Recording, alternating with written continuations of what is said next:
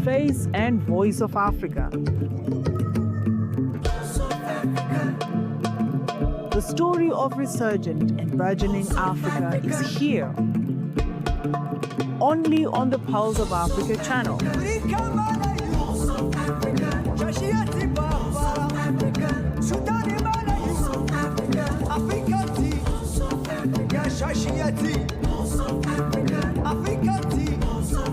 Pulse of Africa, the face and voice of Africa.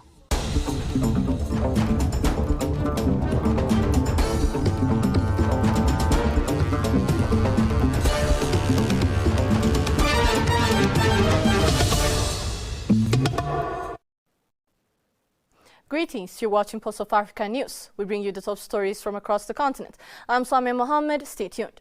First, let's begin with Israel's president official talks.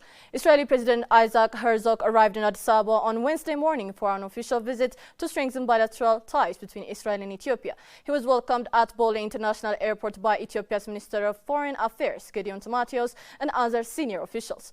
During his visit, Prime Minister Abiy Ahmed met with President Herzog to discuss ways to enhance cooperation and deepen the relationship between the two countries. Similarly, President Abiy said he received President Herzog and held discussions on the historical and cultural ties between the two countries. Our reporter Gamichisa Mendida is with us to tell us more. Samia, thank you very much.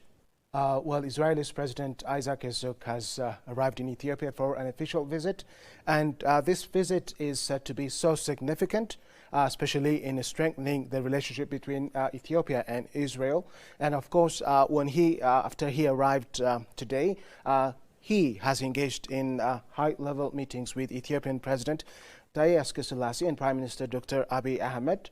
I just would like to begin with the welcoming ceremony at Bole International Airport, where he was warmly welcomed by Ethiopian Foreign Minister Dr. Gideon Timotheos and other senior officials.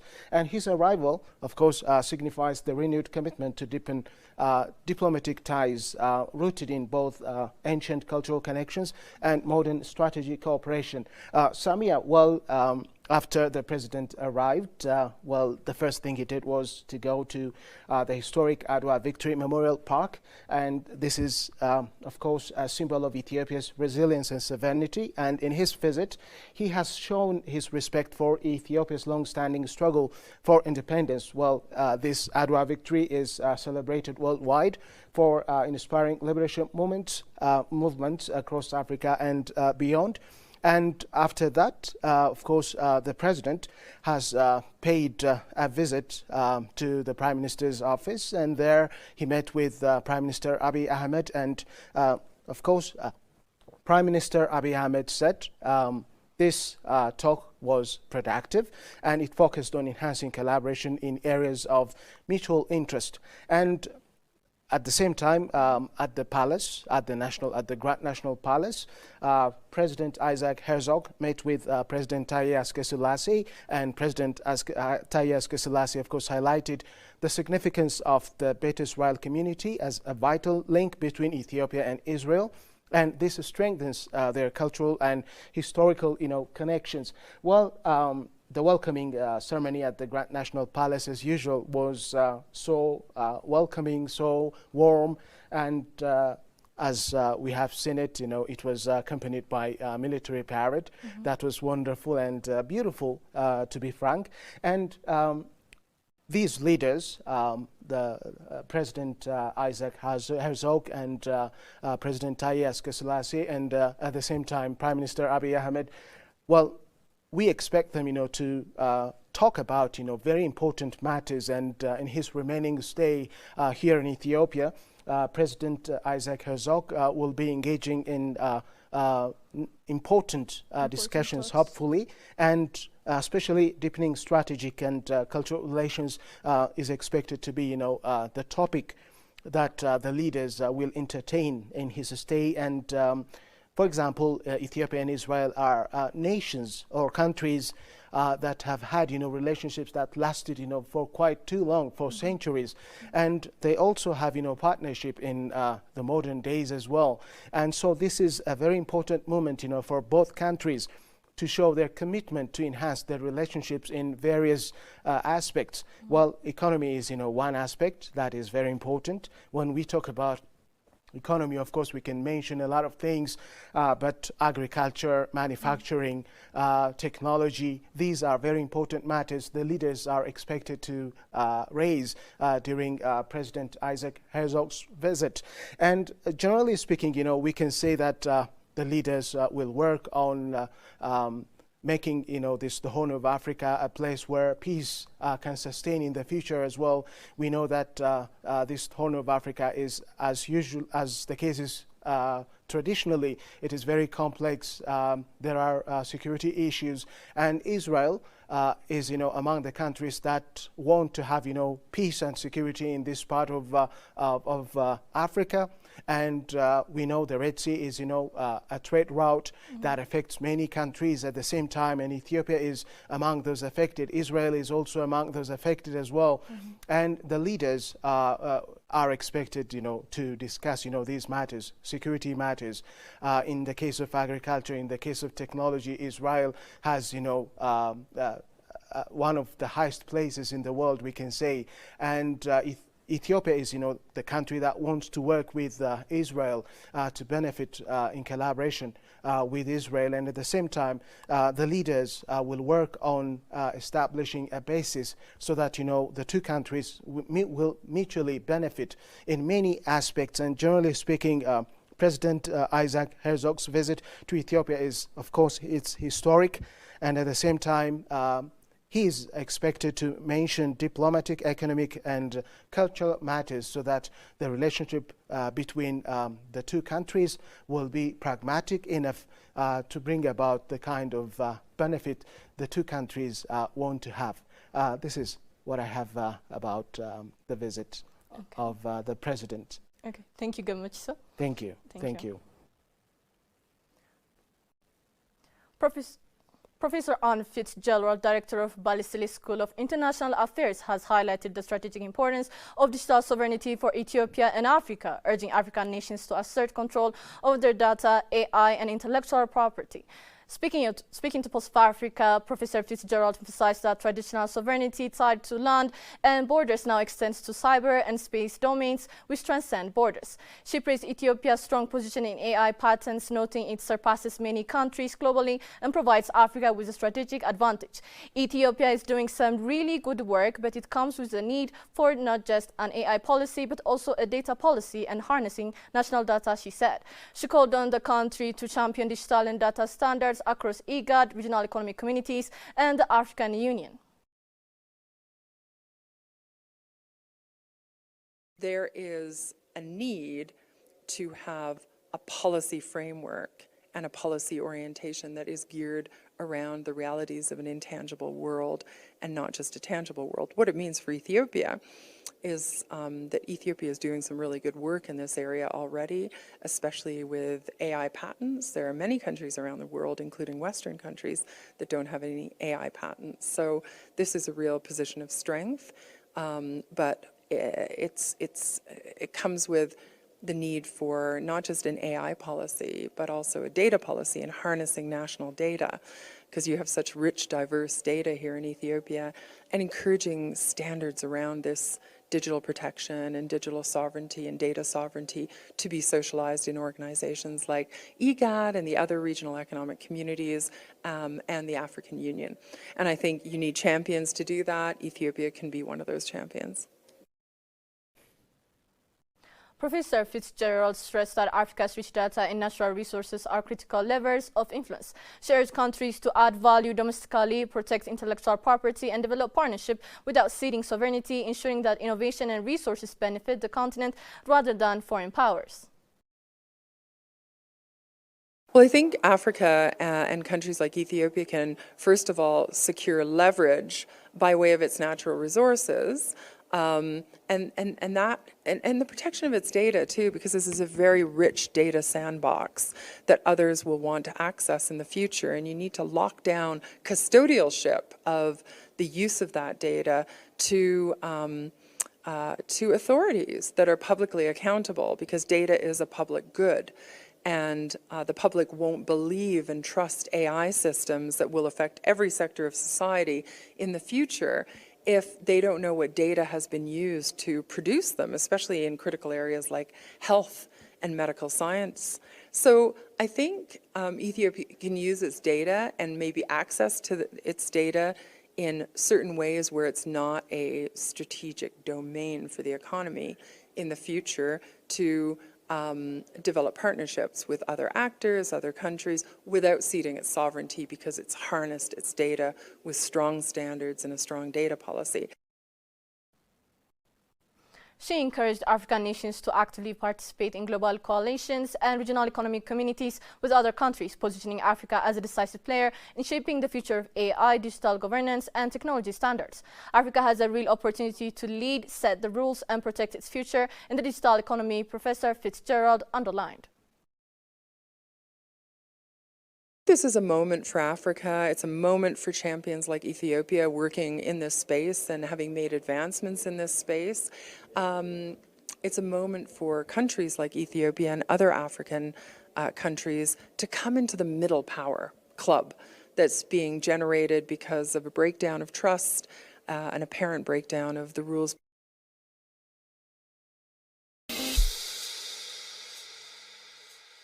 This is Adwa Victory Memorial Museum. The museum has been built to commemorate the victory of Adwa. And what is the victory of Adwa? Well, on the 1st of March 1896, Ethiopian patriots fought against Italian aggressors at the Battle of Adwa. And Ethiopians gained a decisive victory over Italian colonizers. By the time almost all African countries had fallen under European colonization, Ethiopia's resounding victory over European colonizer sparked anti-colonial movement, anti-colonial struggle across Africa and black people around the world. Because of the victory of Adwa, Ethiopia is considered as a beacon of African independence and freedom. Tune into the Pulse of Africa for more stories of the victory of Adwa. If you don't tell your story, it will be told by others. They'll talk of hunger, they'll talk of war, they'll talk of conflict, but they'll not say the things that are happening in Africa that are positive.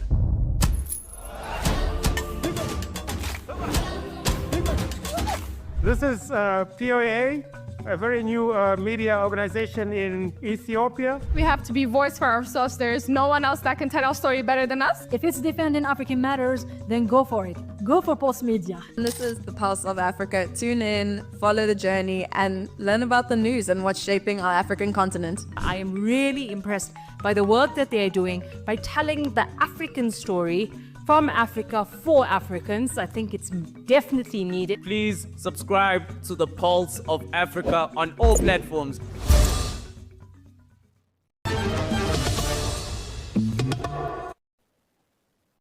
President Abdelmadjid Tebboune underscored Algeria's achievements across various sectors, saying recent economic and social policies are delivering tangible results nationwide. In a message marking the 70th anniversary of the General Union of Algerian Workers and the 55th anniversary of the nationalization of the hydrocarbons, President Tebboune expressed appreciation to workers contributing to major national projects. The message was read on his behalf of Prime Minister Sifi Gharib during commemorative events in Oran. The President praised public support shown during the inauguration of key infrastructure, including the Western Mining Railway, describing it as evidence that Algeria's policies are grounded in practical and sovereign decision-making.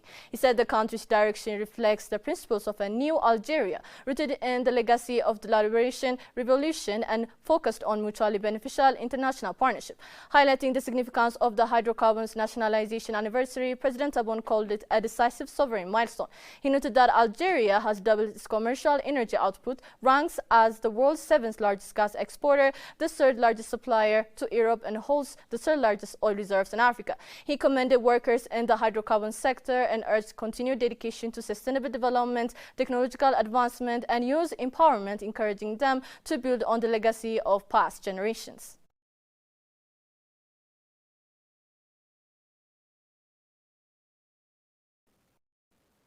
Botswana's President Duma Boko and his Zambian counterpart Hakainde Hichilema officially launched the Kazungula Bridge Authority at the border post in northern Botswana. The newly established authority will oversee the management of the bridge and its one-stop border post. The two leaders said that the authority is a critical step toward fully utilizing the Kazungula Bridge to broaden regional trade and maximize benefits under the African Continental Free Trade Area, calling for increased joint investment to advance development and trade between their nations.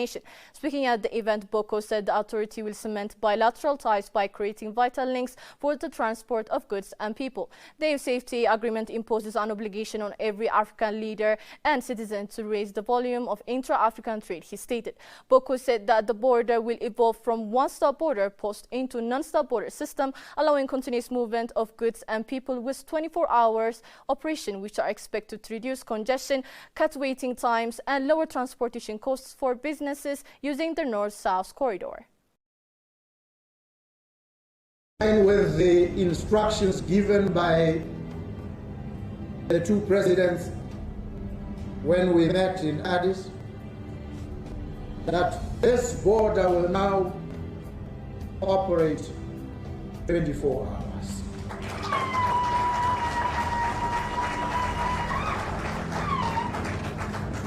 It is but just the beginning. We are moving rapidly in the direction of a non-stop border post. That is where we are heading. It will require of us the deployment of appropriate technologies. And there's no time away that the Botswana Stock Exchange is well advanced in bringing about technology that will enable this non-stop border.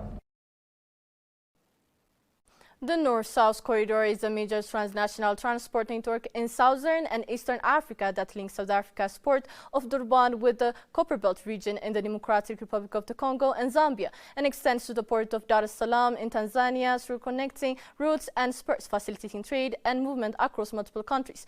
For his part, Hichilema stressed the importance of anchoring AfCFTA and Southern African Development Community regional trade through initiatives like the Kazungula Bridge. What we're doing today is one step further amongst many to take us to where we should have started from, considering ourselves as one and working as one. On Monday in Kasane, in Botswana's northwest district, the two governments signed a memorandum agreement formalizing the establishment of Kazungula Bridge Authority. Officially inaugurated in May 2021, the bridge Kazungula serves as a vital trade route within the SADC region, benefiting the Democratic Republic of the Congo, Malawi, Mozambique, Namibia, Zimbabwe, Tanzania, and South.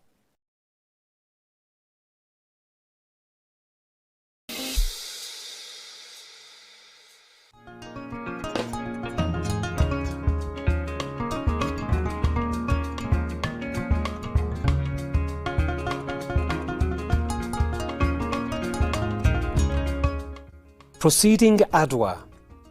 Remember this. The Europeans carved up our homes with bloodthirst, not because we were the third world, but because we were the first. Because we held gold in our hearts, because we had diamonds for eyes, because oil ran through our veins and a blessing hung in our skies. Remember this, that when they scrambled in the conference in Berlin and callously carved Africa, searing each African's skin, it was not because of their greed or need to sow seeds saturated with sorrow, but because through Africa's greatness they envisioned their own tomorrow, the beginning. Barriateri, the Italian general, had ice instead of eyes and a tongue of 5 leather whips. Rasalula was deafened by the whisper of lies that seeped from his lips. through Alula's agents who could read the tone of Ethiopian winds. Their whisper, we will catch the Italian advance before the advance begins. And with anger, that of lions, and a swiftness of eagle's wings, Alula rose, magnificent, and rode to the foot of Menelik the king.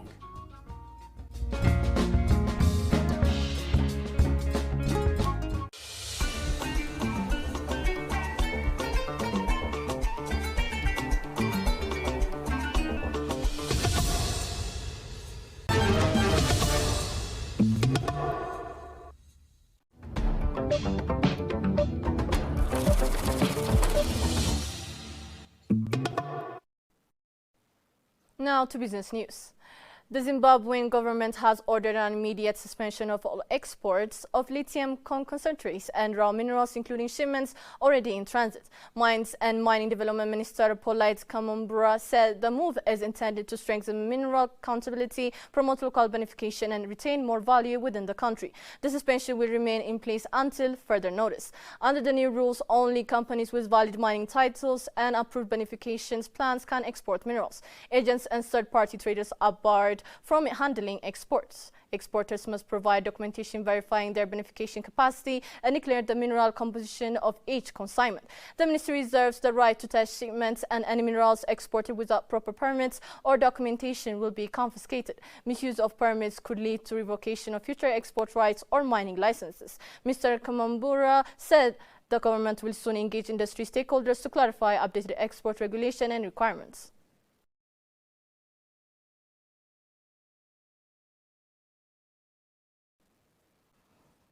A team from the International Monetary Fund was due to arrive in Kenya on Tuesday to discuss a new loan program, the government said. The East African nation has sought to clinch a new lending program after the expiry of the previous $3.6 billion deal in April, and both sides have since held a serious talks in Nairobi and Washington. An IMF team is scheduled to visit Kenya from 24 February to 4 March 2026 to continue discussion on a successor arrangement aimed at supporting key policy reforms and potentially providing financial assistance, the government said in an Eurobond prospectus released publicly late on Tuesday. The talks are aimed at ensuring that a new program aligns with Kenya's fiscal and economic priorities while supporting macroeconomic stability, the government said in the prospectus, part of $2.25 billion issuance last week. The Washington-based lender did not immediately react to a request for comment. Finance Minister John Mbadi said earlier this month that Nairobi had formally requested a new program. The government has not factored an IMF funding for a current fiscal year and the next one starting in July, but is keen to strike a deal with the IMF to bolster investor confidence, Mbadi said. Grappling with high debt servicing, the government has turned to securitization of some revenue streams to fund development projects, a move that initially curbed its ability to strike a deal with the IMF.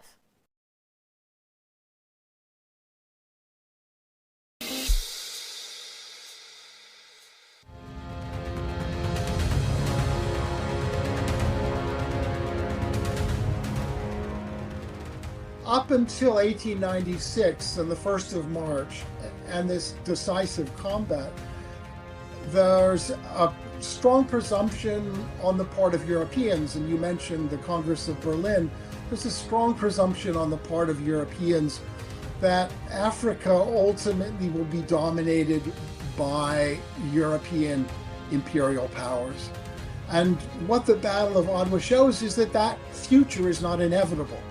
That's the future that's projected for Africa, but it's not an inevitable future.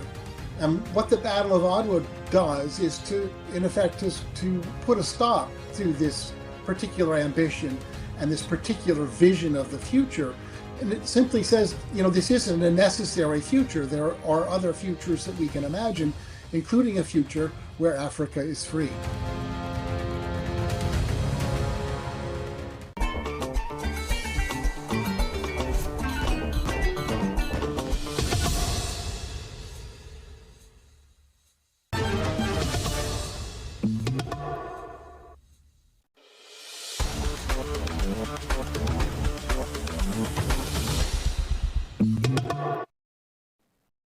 Now to sports news. Nigerian forward Ademola Lookman played a decisive creative role as Atletico Madrid powered into the UEFA Champions League round of 16 with a 4-1 victory over Club Brugge, completing a 7-4 aggregate win. After a 3-3 first leg draw in Belgium, Atletico broke the deadlock in the 23rd minute when Alexander Sørloth controlled a long pass from goalkeeper Jan Oblak and fired home. Brugge leveled through Joel Orendays after halftime, but Atletico dominated the second half. Johnny Cardoso restored the lead early after the break, setting the tone for a strong finish. Lookman's introduction added urgency to Diego Simon's attack, and in the 76 minutes, he combined superbly with Antoine Griezmann to set up Sørloth for his third goal of the night. Lookman's movement and vision stretched the Belgian defense as Atletico sealed a commanding home victory to progress to the knockout stage.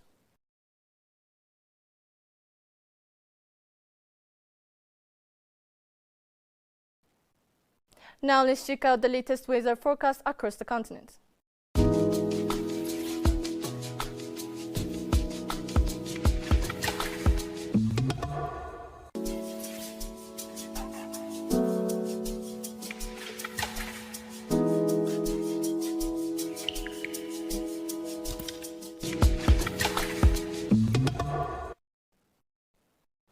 Before we conclude, I'd like to remind you to tune in into our upcoming program, Pulse of Africa in depth.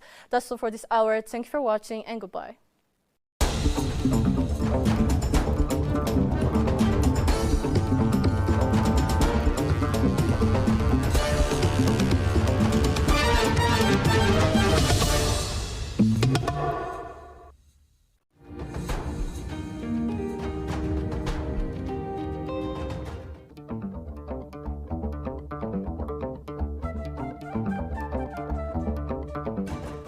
Africa's digital sovereignty at a defining moment.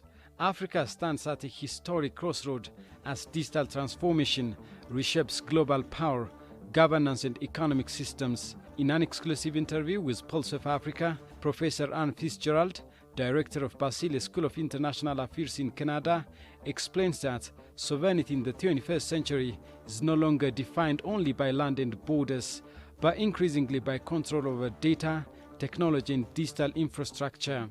Traditionally, sovereignty was anchored in territory, population and physical assets.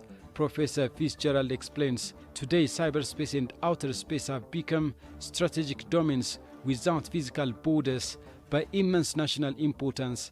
Artificial intelligence, cybersecurity, compute capacity, quantum technologies and intellectual property now shape geopolitical influence. Without strong digital policy frameworks, nations risk losing control over their most valuable intangible assets.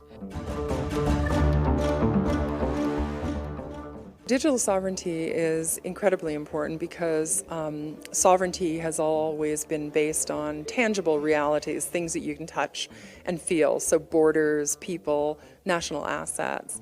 And now we're not dealing with land, sea, and air domains anymore. We're dealing also with cyber domains and space domains, and the last two know no borders. So, and they've led to the digitalization of our societies, whether it's digital government or digital industries. Everything is functions based on artificial intelligence, data, cybersecurity systems, intellectual property, compute capacity, and quantum technologies. So there is a need to have a policy framework and a policy orientation that is geared around the realities of an intangible world and not just a tangible world. What it means for Ethiopia is that Ethiopia is doing some really good work in this area already, especially with AI patents. There are many countries around the world, including Western countries, that don't have any AI patents. So this is a real position of strength, but it comes with the need for not just an AI policy, but also a data policy and harnessing national data, because you have such rich, diverse data here in Ethiopia, and encouraging standards around this digital protection and digital sovereignty and data sovereignty to be socialized in organizations like IGAD and the other regional economic communities and the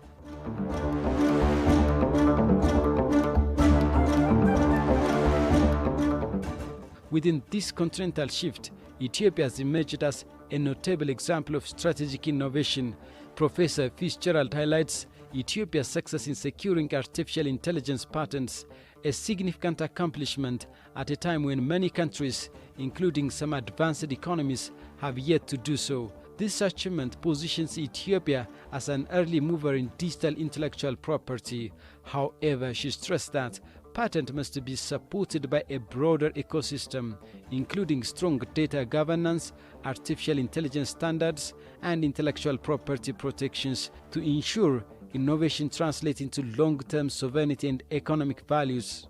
Professor Fitzgerald describes national data as a strategic sandbox that can fuel partnership and economic growth, but only under firm governance. Access to data can be negotiated strategically, she says, but sovereignty depends on who controls it and under what standards. In sensitive sectors such as health and medical research, transparency and accountable custodianship are critical to maintaining public trust while leveraging digital opportunities. I think Africa and countries like Ethiopia can, first of all, secure leverage by way of its natural resources, and the protection of its data too, because this is a very rich data sandbox that others will want to access in the future, and you need to lock down custodialship of the use of that data to authorities that are publicly accountable, because data is a public good. And the public won't believe and trust AI systems that will affect every sector of society in the future if they don't know what data has been used to produce them, especially in critical areas like health and medical science. So I think Ethiopia can use its data and maybe access to its data in certain ways where it's not a strategic domain for the economy in the future to develop partnerships with other actors, other countries, without ceding its sovereignty, because it's harnessed its data with strong standards and a strong data policy. I think in terms of raw materials, it needs to focus on value add and not just letting its raw materials go out the door and out of the country to others, but adding value on top of them, because that's what will make a country prosperous. High value, high volume, instead of low value, high volume. Africa's prosperity, she argues, depends on moving beyond raw material exports toward high-value processing and innovation-driven industries. High-value, high-volume processing builds sustainable prosperity, Professor Fitzgerald explains. Intellectual property, particularly standard essential patents, have become a strategic economic tool. By securing and retaining technological ownership, African nations can ensure long-term revenues remain on the continent. Intellectual property is hugely important these days and plays a very prominent strategic policy role, much more than it did in the past. In the past, it was just a legal wrapper that was put around innovations, but now it shapes the way markets are structured. And there's such a thing called standard essential patents, SEPs, which the US is very focused on at the moment because it wants to shape and influence standard essential patents to align with its industrial strategy, domestic industrial strategy, and industry requirements. So intellectual property plays a huge role, and I was really pleased to hear that more AI patents have been locked down by intellectual property and the office responsible for that here in Ethiopia. But it should relate to all creations and ideas in Ethiopia and in Africa, locking down intellectual property so that countries here in Africa can enjoy the royalties and the rents and the streams of revenue from the actual idea in the future and not lose it out the door that others can build value on. This moment offers Africa the chance to join the coalitions of emerging middle powers shaping global technology governance. Through engagement in the African Union and partnership with countries such as South Korea, Australia, Canada, and the United Kingdom, African states can help define the digital rules of the future, provided these partnerships are grounded in strong domestic standards and sovereign policy frameworks. I think this is a moment for Africa. It's a moment for champions like Ethiopia working in this space and having made advancements in this space. It's a moment for countries like Ethiopia and other African countries to come into the middle power club that's being generated because of a breakdown of trust, an apparent breakdown of the rules-based post-World War II international order, and a new opportunity to set rules and standards that are going to safeguard our not only data sovereignty, but our cultural sovereignty, our historical sovereignty. If we allow ourselves to plug into the supercomputers and the platforms of other countries, because other countries are telling us that we can't have our own digital legislation and standards and rules, then we're allowing our children and our youth to be exposed to all sorts of things that we perhaps shouldn't be. We're allowing ourselves to be, our narrative, historical narrative, cultural narrative, to be shaped by other platforms and the data on that platform. And we're allowing our data to just go out the door onto those clouds to be used by other countries to increase their economies and productivity and not locking it down ourselves. So it doesn't mean not sharing in the future, but having rules and standards that govern partnerships. Hopefully others will come on board in a middle power coalition and unite those rules and standards. But we need Africa's voice at the table, especially the important role it plays in preserving historical and cultural standards, as well as the work it's done in AI and the digital economy. So I would encourage Africa and countries like Ethiopia to not just continue participating in the regional economic communities and the African Union, the United Nations agencies, but also those new coalitions that are opening with countries like South Korea, Australia, Canada, the UK, and other European countries. As Professor Fitzgerald concludes, sovereignty today is no longer just about land and borders. It is about controlling data, governing technology, and shaping the digital systems that will define our future. Africa's digital movement has arrived, and countries like Ethiopia are already demonstrating what strategic innovation can achieve.